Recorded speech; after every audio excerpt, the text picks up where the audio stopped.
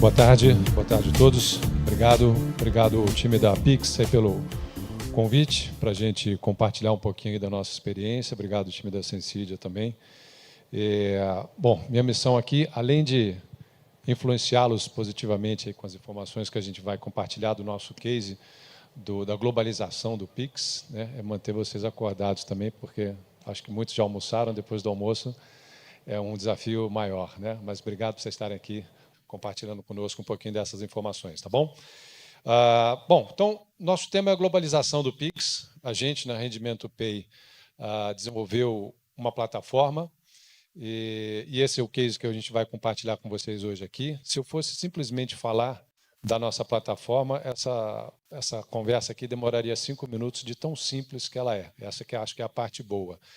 Mas eu preciso contextualizar o porquê que isso é válido, porquê que esse case, né, fez sentido para a gente e porquê que faz sentido a gente olhar para o Pix fora do Brasil. Então, a gente vai dar uma passada boa aqui nos fatores que nos levaram a desenvolver isso e compartilhar na íntegra, né, o case de início ao fim e chegar no processo de como que funciona a transação, né, o quão simples é um processo como esse, tá bom? Nossa agenda aqui, rapidamente, a gente vai dar uma olhada por que fez sentido para a gente focar no turismo brasileiro, porque isso se conecta, obviamente, com o Pix, com pós-pandemia, com digitalização de pagamentos. Então, é importante compartilhar essa visão com vocês. Como a gente tem gente de fora do Brasil, acho que nem todos estão alinhados exatamente com o que é o Pix, né, como que ele funciona. Acho que vale a pena a gente dar uma passada também aqui para os nossos colegas de evento que estão vindo de fora do Brasil. Dá uma olhada nos big numbers do Pix, né, os grandes números que a gente tem, que levaram a essa grandiosidade que a gente tem do Pix hoje em dia. Aí sim, entrar um pouco na plataforma que a gente chama de Rendix, que é o que leva o Pix para fora do Brasil. E depois falar um pouquinho para vocês, acho que do tema principal aqui, que é como é que a conexão, como é que as APIs fizeram e fazem toda a diferença para a gente poder fazer esse negócio funcionar e ele ser um sucesso, né, fora do Brasil, para os nossos turistas brasileiros, para os nossos parceiros estrangeiros que estão lá do outro lado da fronteira. Aí depois eu trago um videozinho promocional para mostrar um pouco mais na prática como é que funciona a plataforma. E depois eu falo um pouquinho para vocês, né, da gente, quem somos, por que a gente desenvolveu esse case e por que isso fazia sentido para nós, tá bom? Vamos lá. Falando um pouquinho de turismo brasileiro, que aí já começam os números de por que isso chamou a atenção para a gente, por que fazia sentido a gente pensar em levar o Pix para fora do Brasil, né? A gente olhava isso lá ao longo de 2022, esse case, ele, né, teve o go live dele em novembro de 2020, então a gente já visualizava uma retomada do turismo brasileiro, o crescimento de turismo internacional para 2023, e esses números se configuraram, a gente vai compartilhar aqui com vocês agora, mostrando o seguinte, houve um aumento de 15%, né, no tráfego aéreo brasileiro, consequentemente, 112 milhões de passageiros envolvidos nesse aumento de fluxo. O turismo internacional também cresceu, na ordem de 54%. Óbvio que, se a gente for comparar isso, né, ano contra ano, teve uma queda muito grande, né, com a pandemia, mas em 2022, 2023, o negócio voltou aos patamares pré-pandemia. E a gente vai continuar vendo esse crescimento retomando, né, do que era em 2019, agora em 2023, 2024 para frente. Então, parte desses números estão aqui. Os destinos mais populares dos brasileiros também para a gente fez muita diferença, porque a gente tem que estar onde o brasileiro vai gastar, para a gente poder realmente proporcionar a experiência fluida que a gente queria proporcionar para eles. E, mais uma vez, levar a experiência do Pix, né, que já é conhecida aqui no Brasil, para fora do Brasil, e o turista brasileiro continua se sentindo em casa, onde ele quer que vá, porque ele vai pagar com um instrumento 100% brasileiro. E uma comunidade de brasileiros vivendo hoje no exterior também bastante grande, seja migração temporária, migração definitiva, seja trabalho, seja por estudo, seja lazer, mas a gente tem que considerar também que tem mais de 4,6 milhões de brasileiros vivendo fora e boa parte deles ainda tem alguma relação bancária com o Brasil, então também pode usufruir do pagamento do Pix, seja simplesmente para transferir dinheiro ou para realizar o seu consumo fora do Brasil. Tá? E os gastos no exterior, por parte dos brasileiros em 2023, em gastos direto em viagem, foram mais de 14 bilhões de dólares que os brasileiros gastaram no exterior diretamente. E quando a gente soma isso ao resto dos gastos que os brasileiros têm no exterior, seja comprando online, seja enviando algum tipo de dinheiro, fazendo algum tipo de consumo de serviço que venha de fora, isso totaliza 40 bilhões de dólares. Então, você vê que são números que fazem sentido para a gente olhar para ter um negócio fora do Brasil e conectar com as melhores experiências que a gente tem aqui. Então, esses aqui foram motivadores para a gente começar a desenvolver e pensar nesse case do Pix global. Tá? Então, falando um pouquinho do Pix, para quem não está muito alinhado com o que é ou como é que funciona o Pix. Tá? Então, o Pix é um sistema de pagamento instantâneo que foi desenvolvido pelo Banco Central Brasileiro, desenvolvido e ainda hoje é operado pelo Banco Central Brasileiro. Eu acho que esse, inclusive, é um dos fatores de sucesso do Pix, porque trouxe bastante credibilidade para quem estava, né, na dúvida se experimentava, se não experimentava, é um meio de pagamento novo, já tem o cartão, já tem o cheque, já tem uma opção de coisa, por que eu vou usar o Pix? Entre outras coisas, acho que a questão do Banco Central ter sido o grande patrocinador e o grande executor desse negócio, sem dúvida nenhuma, foi um fator de sucesso. Fora isso, é uma plataforma que oferece menos custo, porque para a pessoa física, por exemplo, ele não tem custo nenhum, então é de baixo custo, inclusive para quem recebe também, o lojista, né, o vendedor que recebe o pagamento em Pix também tem um custo muito mais baixo do que qualquer outro meio de pagamento. Mais segurança, melhor experiência para o cliente, quando a gente compara com uma série de outros fatores. É um avanço tecnológico, sem dúvida nenhuma, pela agilidade, pela rapidez e pela facilidade que se tem, tanto de pagar quanto de conciliar e confirmar esse pagamento. É um fator de inclusão financeira, se a gente principalmente pensar o seguinte: no próprio Brasil, a gente tem lugares remotos onde a simples ida a uma agência bancária para sacar um dinheiro ou pegar algum instrumento de pagamento é algo complexo, né? Pessoas que não conseguem dar uma caminhada de uma hora que seja para chegar no banco. Então, essas pessoas, muitas delas não estavam incluídas financeiramente. E hoje, com o Pix, através de qualquer tipo de conta de pagamento, até mesmo através de um cartão pré-pago, ela já consegue pagar e receber. Com o Pix, não precisa depender de uma estrutura física, né, de uma agência bancária para poder se relacionar fisicamente com o resto do ambiente. Né? E, obviamente, preenche algumas lacunas existentes, né, no cenário de meio de pagamento. Tá? Isso aí falando sobre a essência do Pix. A gente tem, acho que eu talvez aqui não preciso detalhar muito, mas tem um impacto pandemia e pós-pandemia em relação à questão da digitalização de pagamentos. Né? Isso aqui também conversa muito com o que a gente vê na mídia, do tipo, o Pix vai acabar com os outros meios de pagamento, vai acabar com o cartão de crédito, de débito e por aí vai. E o que a gente vê na prática não é isso. Né? O que a gente vê na prática é que os acontecimentos pandemia e pós-pandemia, junto com o Pix, aceleraram a adoção de meios de pagamento. A gente vai ver isso aqui um pouquinho mais para frente também. Então, o Pix ele veio a somar e não dividir, né, esse território. Então, a gente vê que a adoção do Pix hoje é o principal meio de pagamento do brasileiro, então por que não levá-lo para fora? Isso faz parte do nosso case. A gente vê que cartão de crédito, cartão de débito, carteiras digitais, outros meios de pagamento digitais também tiveram um crescimento muito grande, porque durante a pandemia as pessoas tiveram que experimentar. Tem pessoas que nunca tinham feito um pagamento digital e se viram sem saída durante a pandemia para ter que experimentar algum tipo de pagamento digital, e muitas dessas pessoas não retrocederam, não voltaram atrás, continuam utilizando esses novos ou antigos meios de pagamentos digitais. Então, quando você vê, a pizza está aumentando, embora o percentual da fatia de um ou de outro possa estar diminuindo, mas essa fatia também está maior, porque a pizza está aumentando para todo mundo e, consequentemente, quem está perdendo, a gente vê mais fortemente, é o dinheiro, né, em espécie, é o cheque, é o boleto, são outros meios que são mais custosos e mais complexos, né, de serem utilizados hoje em dia. O lançamento do Pix em novembro de 2020 foi assim, um marco, ele foi depois da pandemia, mas é uma plataforma que funciona 24/7, né, com pagamento e recebimento instantâneo. tão simples quanto, né, alguém te manda o pagamento, você olha no seu celular, recebeu, está feito o pagamento, vamos em frente. Enfim, o Pix também contribuiu, não apenas simplificou as transações, mas também impulsionou a parte de inclusão financeira, igual eu falei, né? Pensando em lugares remotos do Brasil, a gente vai muito para o norte e nordeste, a gente tinha mais esse tipo de problema. Então, sem dúvida nenhuma, um grande fator de inclusão financeira. Tá?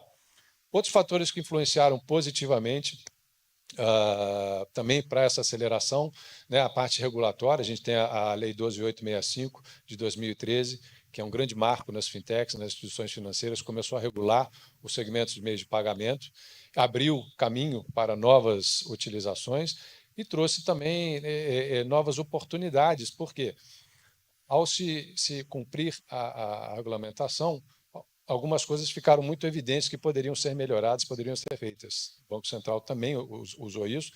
A partir dali também surgiu essa ideia, né, de precisamos ter um meio de pagamento instantâneo, movendo dinheiro de conta para conta. Inclusive, quando o Banco Central começou esse estudo, acho que poucas pessoas falam isso, mas a ideia do Banco Central era mover de qualquer tipo de conta para qualquer tipo de conta, né? Hoje a gente ainda fala muito de conta de pagamento, conta corrente, mas a ideia inicial, e talvez ainda cheguemos nesse ponto, é tirar o dinheiro de um cartão de crédito, mover para uma conta corrente, ou de uma conta corrente para um cartão de crédito, ou de débito, ou pré-pago, ou qualquer tipo de conta para qualquer tipo de conta, fazendo realmente esse pagamento de forma instantânea. Então, isso são fatores que contribuíram para esse grande sucesso do Pix. E agora a gente falando da globalização dele, né? Não só a gente está fazendo, tem outras empresas experimentando essa plataforma. Da forma como a gente faz, eu acho que ninguém faz ainda. A gente vai ver um pouquinho mais para frente, mas sem dúvida nenhuma são fatores que foram, né, contribuindo cada vez mais para que esse case nascesse e fosse um sucesso.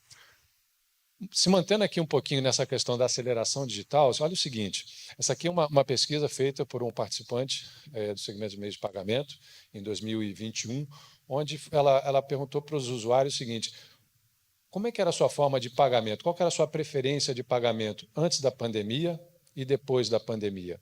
A linha laranja são os respondentes falando qual que era a preferência deles. Esses números não são excludentes, tá? Isso aqui não soma 100.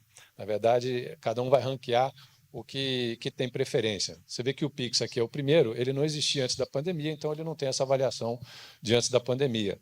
Mas você vê que logo depois da pandemia, em 2021, 70% dos respondentes tinham ele como seu meio de pagamento preferido, né? Aí passando ali por carteiras digitais, cartão de crédito, cartão de débito, código de barras, outras formas de pagamento, até mesmo ali, ó, pagamento do cadastro. Pagamento de cadastro é o que a gente chama de pagamento recorrente, né? Ou seja, você cadastrar ali o teu cartão em algum aplicativo, como Uber, iFood e outros mais que você usa de forma recorrente. Então, tem muita gente que não tinha nenhuma dessas aqui como sua grande preferência. E aí você olha como esse negócio se transformou, olhando a curva em azul lá em cima. Então, mostra muito para a gente que muita gente experimentou, muitos não retrocederam e realmente os pagamentos digitais estão crescendo. Então, nada mais justo do que a gente continuar olhando como melhorar a experiência de todos esses usuários, né, dentro e fora do Brasil. Falando aqui de alguns números, né, big numbers aí do Pix, a gente agora em abril desse ano acabou de bater mais um recorde de Pix, foram 201 milhões de transações feitas em apenas um dia. É quase que uma relação 1 para 1, é como se cada brasileiro tivesse feito pelo menos uma transação de Pix em um único dia, né? A gente sabe que não é verdade, porque nem todos estão cadastrados, ou nem todos transacionam todo dia, mas é tão simples quanto se a gente tivesse um brasileiro fazendo uma transação por dia. Isso é um negócio gigantesco. Se a gente olhar outros meios de pagamento que eventualmente tenham tentado, né, chegar perto disso ou num crescimento tão acelerado quanto esse, a gente provavelmente não vai achar. Hoje são mais de 157 milhões de usuários já cadastrados no Pix. Se a gente olhar na visão de chaves, essa visão já passa de 200 milhões, né? Então, aqui está por usuários únicos e alguns têm 2, 3 chaves cadastradas. Então, essa diferença se caracteriza nesse ponto. E olha que interessante, foi lançado em novembro de 2020, mas você veja que o crescimento de 2022 para 2023, ou seja, 2 anos depois, ainda cresceu em números grandes, de 70% em volume de transação e 60% em volume financeiro. Então, e continua crescendo nesse mesmo patamar, né? Acho que todos estão acompanhando aqui as notícias no dia a dia. Acho que isso aqui não é surpresa para ninguém, mas talvez mais uma vez, para os nossos colegas que são de fora do Brasil e estão acompanhando aqui junto conosco, né, esse case, realmente faz sentido dar uma olhada nesses números aqui. Para a gente, mais uma vez, olhando o case de levar o Pix para fora, fez e continua fazendo todo sentido, né? Então, hoje o Pix domina pagamentos no mercado, é o meio de preferência preferido do brasileiro, responsável por 29% de todas as transações financeiras em 2023, e somam aí 17 trilhões de reais em 2023. Então, são números realmente gigantescos. Quando a gente olha na linha de meios de pagamentos, a gente fatiar isso, né, pelos demais, a gente vê que a representatividade do Pix hoje é incontestável. Deixa eu passar aqui, vamos lá. Bom, e o crescimento de mercado. Aqui, esse slide está um pouquinho confuso, eu vou ter que dar tem alguns itens aqui trocados, vou dar uma interpretada nisso para vocês. Isso aqui faz parte de uma pesquisa do Juniper Research, que olha, normalmente, o mundo como um todo, e é uma pesquisa realizada o seguinte: qual que vai ser o crescimento dos meios de pagamentos instantâneos daqui para frente? Então, a pesquisa diz que entre 2024 e 2028, estima-se que isso cresça em números de 161%, fechando 2024 com algo em torno de 22 trilhões, não é bilhões, ali está escrito bilhões, mas é trilhões de dólares, tá? E chegando a 58 trilhões de dólares em 2028. Então, em 4 anos, um crescimento de 161%, incluindo carteiras digitais, pagamentos, né, iguais ao Pix e outros mais, seja, pagamentos de account to account. Eles até citam ali, né, o ID ou o Tweet como carteiras digitais que foram observadas aí dentro desse estudo. Então, mais uma vez, se faz sentido para nós, olhando aqui no Brasil, como Pix, faz sentido em pesquisas como essa, olhando todo o mundo, porque a gente não continua movimentando e olhando mais oportunidades dentro disso aí. Então, isso fala para a gente que levar o Pix para fora do Brasil, sem dúvida nenhuma, é importante. E aí a gente chega no Rendix, que é a nossa plataforma, obviamente, né, a gente acabou fazendo a composição do nome aqui de Rendimento Pay junto com o Pix, a nossa plataforma chama Rendix. Então, é uma plataforma digital que ela leva toda a capacidade que a gente tem de pagamento com o Pix para fora do Brasil. Tão simples quanto levar o QR Code do Pix para onde quer que o turista brasileiro esteja e deseje e possa consumir. Então, isso que eu falei para vocês, a gente vai ver como é que ela funciona aqui. É muito simples. Se eu fosse só falar da plataforma aqui, sem mostrar para vocês quais foram os nossos orientadores do case, a gente demoraria menos de 5 minutos, porque realmente é muito simples, tá? Acho que agora aqui a gente vai ter um vídeo. Conheça o Rendix, uma plataforma desenvolvida para que brasileiros façam pagamentos instantâneos em compras realizadas no exterior, usando apenas o smartphone. Sim, Rendix é mais tecnologia, segurança e rapidez. Isso tudo é possível porque Rendix é a plataforma do Rendiment Pay, que conecta o Pix globalmente. O Pix é o método de pagamento instantâneo, criado pelo Banco Central do Brasil, que permite transferir recursos entre contas em poucos segundos, a qualquer hora do dia e sem custo. Prático, rápido e seguro, o Pix já faz parte do dia a dia dos brasileiros e agora está rompendo fronteiras com o Rendix. Com essa solução inovadora, os comerciantes têm em mãos uma ferramenta multilíngue e multimoeda que agiliza o pagamento com recebimento em até um dia, menor custo e acesso fácil a registros e relatórios de vendas. Para pagar, o cliente só precisa abrir o aplicativo do banco, copiar o código ou escanear o QR Code gerado na plataforma Rendix e pronto. Mas por que ter essa opção de pagamento voltada para os brasileiros? O Brasil possui uma das maiores populações do mundo e um alto fluxo de passageiros em voos domésticos e internacionais. Além disso, em 2023, o número de brasileiros que visitaram outros países aumentou 54% em relação ao ano anterior, com despesas que ultrapassam 40 bilhões de dólares. Com o Rendix, é possível explorar todo esse potencial, permitindo que esses consumidores paguem suas compras ou até mesmo contas de condomínio e universidade, sem precisar de cartão ou dinheiro em espécie, ou seja, com a mesma praticidade e segurança que eles têm no Brasil. Seja nosso parceiro e ofereça todos os benefícios desse meio de pagamento eficiente e inovador para os seus lojistas e canais de venda. Com o Rendix, todo mundo ganha.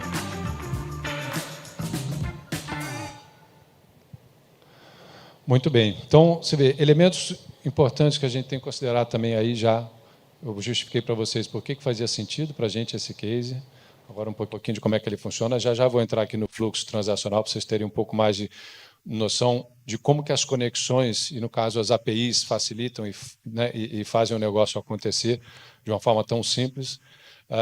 Mas por que faz sentido também para o usuário? Então, o IOF dessa transação é o mais baixo que tem quando a gente fala de transações cross-border. Quando você vai pagar hoje com cartão de crédito, cartão de débito, você vai pagar 3,58% de IOF. Se você vai usar uma conta internacional, dessas que estão agora na moda, você vai pagar 1,10 de IOF. Essa transação, o IOF é de 0,38. Então, é uma transação de câmbio normal, a gente faz todo o fulfillment desse câmbio, a gente já vai olhar aqui, para o lojista. E para o usuário é mais barato e é tão simples quanto pagar no Brasil. Vocês viram ali, gera o QR Code do Pix, onde quer que você esteja lá fora, você abre o seu aplicativo do seu banco, não precisa ter nenhum aplicativo diferente, escaneia o QR Code e faz o pagamento com o Pix, já sabendo exatamente quanto que dinheiro em reais vai sair da sua conta, quanto vai ser esse Pix, sem depender de fechamento de fatura, sem depender de oscilação do dólar amanhã, depois, porque é na hora do pagamento. Ou seja, a tarifa, a taxa de conversão ela é consultada online na hora que você está fazendo o pagamento. A gente já vai dar uma olhada nisso aqui. Tá? E o lojista recebe em até D1. Dependendo do horário do corte da transação, por exemplo, até as 4 horas da tarde, a gente faz a remessa do dinheiro no mesmo dia. E o lojista pode receber isso no mesmo dia, a combinar com o nosso parceiro que está lá do outro lado. Ou seja, a gente não vai lá para fora do Brasil falar direto com o varejo. Tem um parceiro local que se vale das nossas conexões via API para poder fazer todo esse recebimento, toda essa tratativa da transação.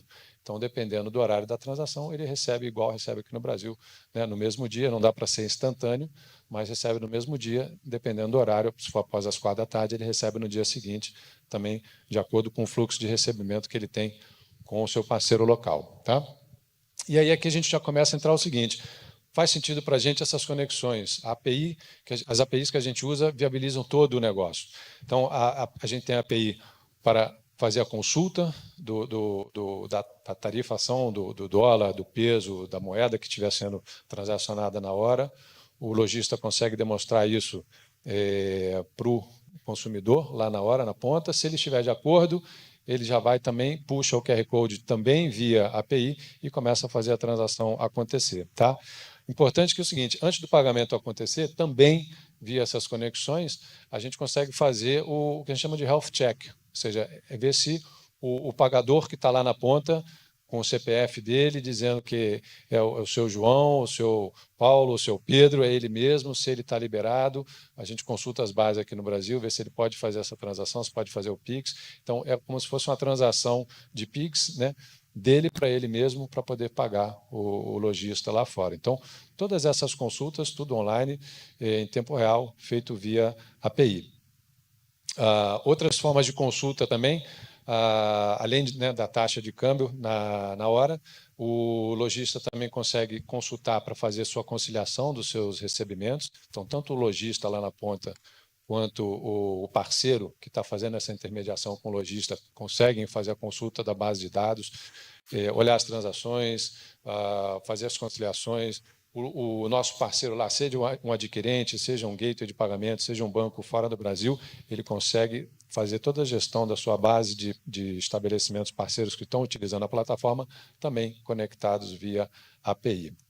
Isso é interessante para eles, porque ele consegue colocar no front-end dele de conexão com o varejo, botar o nome que ele quiser lá na ponta, porque ele vai estar, na verdade, consumindo a nossa plataforma, mas lá na frente ele está vendendo isso como tecnologia dele, como tecnologia local, dá uma melhor sensação para o próprio parceiro que está vendendo isso e para o lojista que eles estão consumindo alguma coisa feita na região. E a gente está por trás disso, entregando todo esse serviço. Tá? Então, acesso à lista de lojas que o parceiro tem, que eu já falei para vocês, acesso a relatórios de vendas. E aqui, então, o fluxo transacional. Acho que dá para a gente acompanhar bem, porque está bem exposto aqui com os números, tão simples quanto isso. Né? O consumidor brasileiro vai lá numa loja, pega o seu produto, o seu serviço, diz que quer pagar com o Pix, Ao mesmo tempo, a loja já lá, via API, pode consultar a taxa do câmbio, recebe a resposta, e isso acontece, né, o tempo todo, então a taxa está sempre atualizada, não tem esse negócio de é a taxa do dia e acabou. Sim, você pode ir lá fazer uma transação às 10 horas da manhã, às 2 horas da tarde, se tiver alguma oscilação para cima ou para baixo na taxa do peso, do dólar, enfim, vai estar demonstrada lá também. Então, isso é dinâmico, muda a cada momento.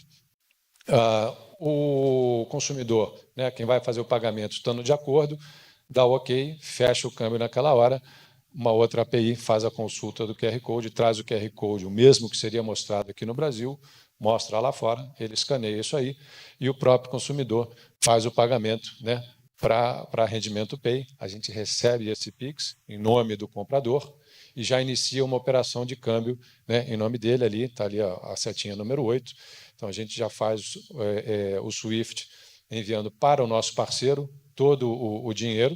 Né? Então, lembrando que eu falei agora há pouco, né? A gente corta ali às 4 horas da tarde, faz a remessa, manda o arquivo de clearing para o parceiro e o parceiro executa os pagamentos para o varejo lá na hora, de acordo com o que foi combinado com cada um deles. E está feita a transação tão simples quanto isso. Explicar é mais complicado, inclusive, do que fazer, porque fazer é abrir, escanear o QR Code, dar o ok, pega o seu produto e vai embora. Então, esse é o case. Acho que grande parte do sucesso dele está na forma como a gente se conecta. Quando a gente começa a explicar para os parceiros, olha, eu tenho aqui uma plataforma que leva para você hoje o meio de pagamento mais usado pelos brasileiros, e a gente gostaria que ele usasse aí fora com você, na Argentina, Paraguai, Estados Unidos, Chile, Uruguai, são países que a gente já está em operação. Estamos colocando Panamá e Colômbia agora também para dentro e negociando alguns países na Europa. Mas explicar para eles, o parceiro já fala assim, cara, mas quanto que isso vai me custar, né? E qual o grau de complexidade disso? Aí a gente começa a mostrar para ele como é que é o processo de conexão. Cara, você pega o teu front-end aqui, essas são as APIs que eu tenho disponível, você consome esse serviço e está tudo feito. Então, isso simplifica demais a conversa, o desenvolvimento do lado do parceiro e a adoção e a utilização. Né? E se algum parceiro, por exemplo, quiser utilizar no dia seguinte, fechou o contrato com a gente hoje, quiser usar no dia seguinte, a gente também tem um serviço via web que ele pode acessar já uma página nossa no cadastro dele e ele já começa a operar, mesmo que ele ainda não tenha sequer desenvolvido a plataforma dele para conectar com a nossa API, porque eu já tenho essa plataforma web conectada nessa mesma API e já faz esse consumo, eu já entrego o serviço para ele de imediato. Então, tem formas, inclusive, diferenciadas dele entrar, mas tudo consumindo exatamente da mesma conexão. No dia seguinte, ele já tem a plataforma dele operando, mais um mês depois, ele desenvolveu todo o front-end dele para conectar com as nossas APIs, ele parte do mesmo ponto onde ele parou no dia anterior, porque toda a informação é a mesma que ele já vinha utilizando e que ele vinha fazendo o controle. Então, é isso. Acho que grande parte do sucesso está aí, nesse modelo facilitado de conexões. Acho que esse é um grande exemplo, para nós faz muito sentido. A gente tem crescido exponencialmente com essa plataforma, assim como cresce o Pix. Então, por isso foi importante trazer para vocês todo o preâmbulo, todos os estudos, tudo que a gente olhou, que se fazia sentido para esse nosso case, e porque dali para frente foi a parte mais simples, né? Desenvolver e botar para executar, e hoje conectar com os parceiros fica extremamente facilitado para nós. E, obviamente, gerar uma experiência diferenciada para o turista brasileiro que está viajando e quer manter, né, eventualmente, seus hábitos ou ter mais facilidade, com mais segurança, sem ter que ficar se preocupando em quanto que eu levo de dinheiro, vou fazer o câmbio, não vou fazer o câmbio, né, que tipo de meio de pagamento eu levo. Leva o seu celular funcionando com o seu aplicativo e vai dar tudo certo e o parceiro está lá preparado, conectado com a gente, usando as nossas APIs. Tá bom?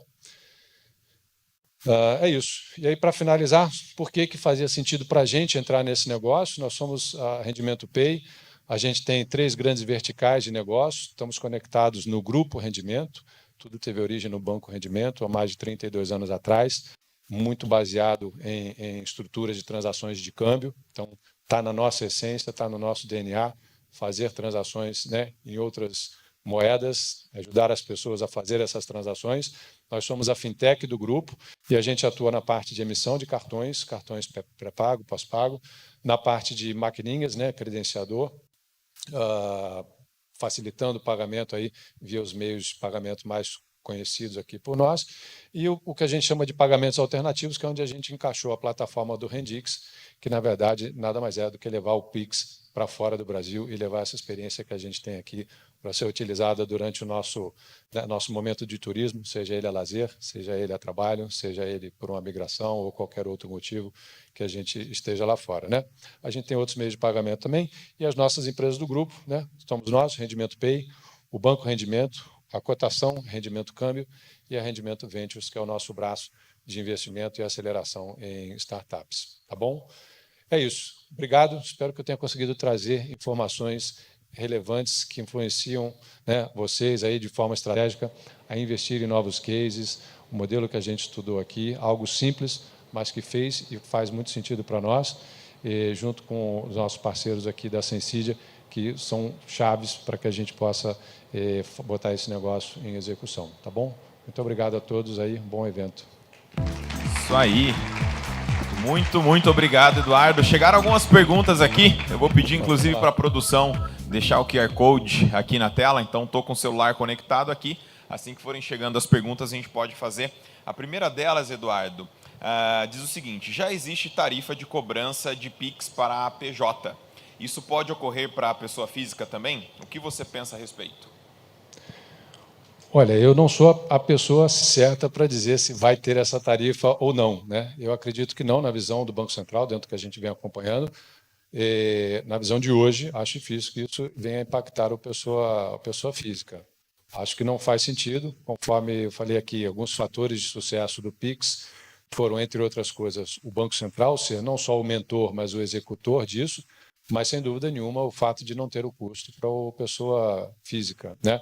No nosso caso do Rendix, a gente replica exatamente a mesma experiência que a gente tem aqui no Brasil. Então, você viaja para fora, você não paga nenhuma tarifa pelo Pix, né? Você paga só as taxas de conversão da moeda e o IOF, conforme eu mencionei aqui para vocês. Mas não acredito que no curto prazo aconteça, mas quem define isso é o Banco Central.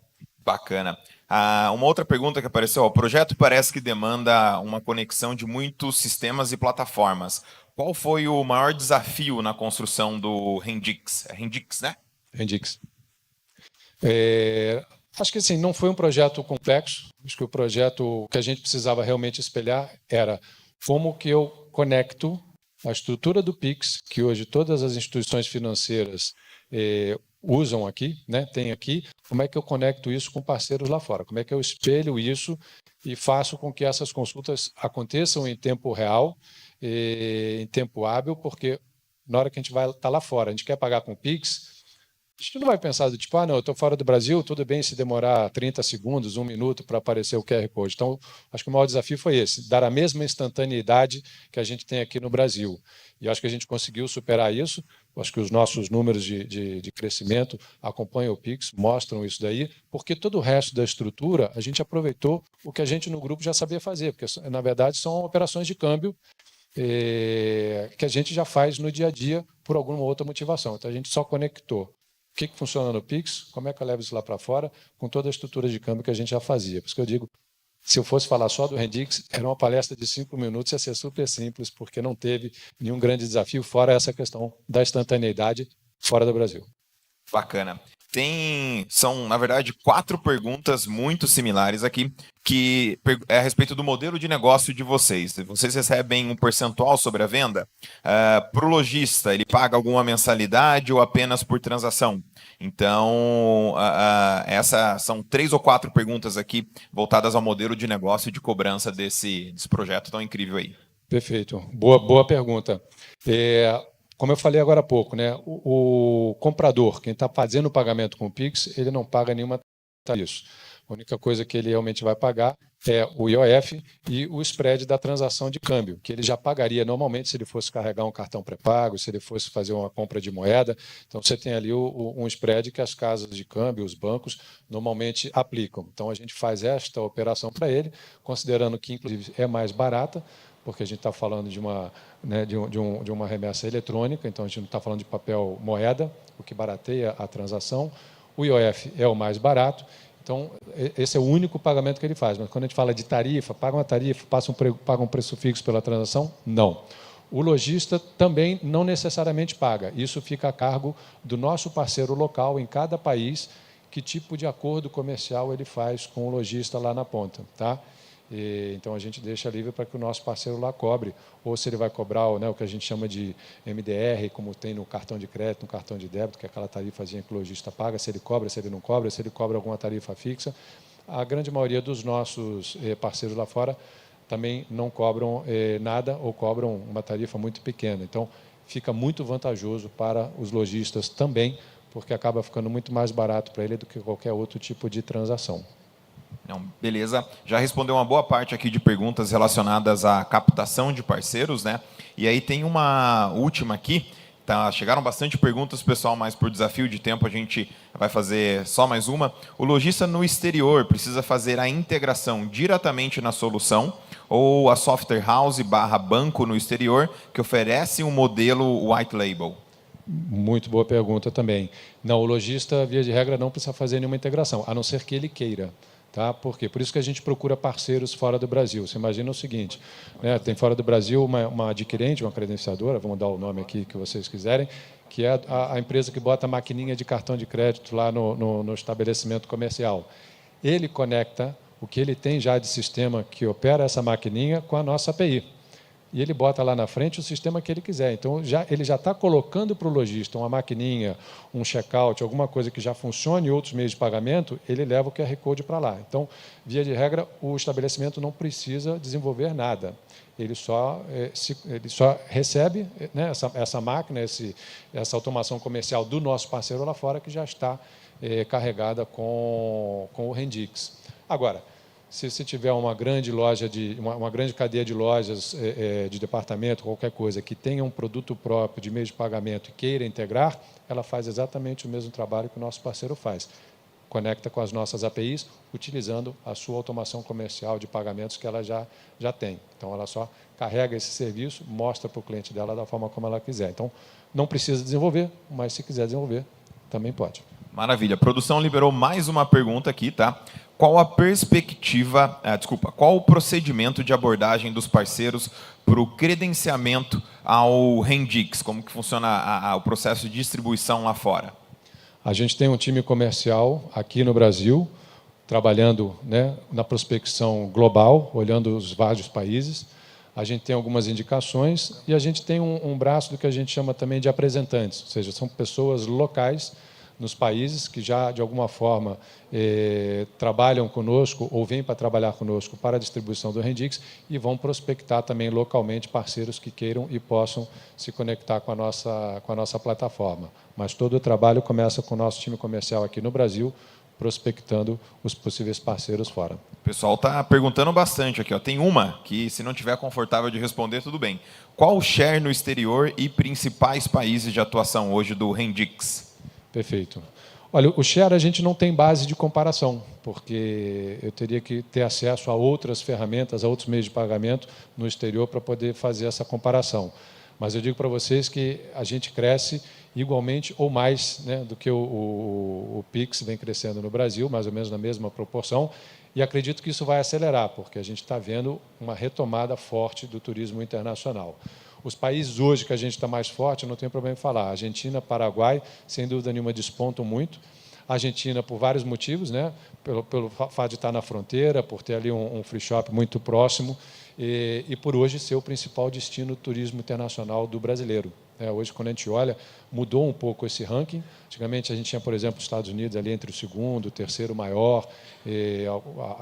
Talvez a Argentina também sempre esteve ali entre os primeiros, mas hoje isso mudou um pouco pós-pandemia por vários fatores. Acho que não vou elencar todos eles aqui, mas, enfim, quando você olha, a Argentina, Portugal é o segundo, Estados Unidos, que sempre esteve ali entre os top 3, hoje caiu para quinto lugar entre países mais visitados pelos brasileiros no exterior. Então, a gente já está em operação também nos Estados Unidos, acho que essa retomada vai fazer a gente crescer muito lá, mas hoje estamos em operação em Argentina, Paraguai, que são os dois mais fortes, também estamos operando no Uruguai, Chile, entrando com Panamá, Colômbia e também já operando nos Estados Unidos. E Europa, a gente está negociando alguns parceiros, aí em breve vai estar operando. Maravilha. O pessoal pediu para ficar de olho no cronômetro, temos tempo ainda. Quais serviços da Sensidia são utilizados na arquitetura do Rendix? Basicamente, as APIs e a gestão de APIs por parte do time da Sensidia e, obviamente, o modelo de parceria que a gente tem com eles, que vão tentando cada vez mais trazer outros parceiros que façam sentido também para integrar conosco, né? Então, é algo realmente bastante simples. Enfim, tenho aqui também junto comigo o nosso time técnico, se alguém quiser se aprofundar um pouquinho mais nisso aí para entender um pouquinho mais. O Josmar, nosso arquiteto de TI, lá da Rendimento, do Grupo Rendimento, também palestrou hoje aqui mais cedo num painel. Ele também pode nos ajudar. Ele conhece muito mais tecnicamente essa gestão do que eu. A gente pode tomar um café com ele ali, se alguém quiser depois conhecer um pouquinho mais aí como é que isso foi para a gente. Beleza. Teve uma pergunta aqui que foi votada, ela até subiu, então é de alguém que entende bastante de negócio, uma pergunta interessante.